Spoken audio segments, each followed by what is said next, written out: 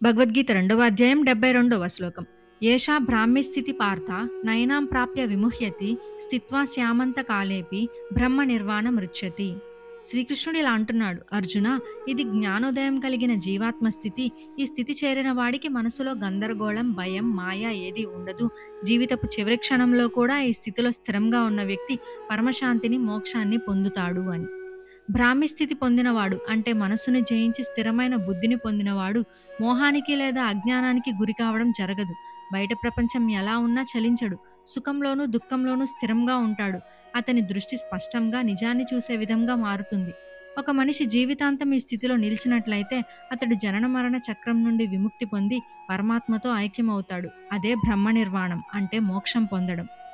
దీంతో 2వ అధ్యాయం సాంఖ్యయోగం సమాప్తమవుతుంది. తదుపరి 3వ అధ్యాయం కర్మయోగము.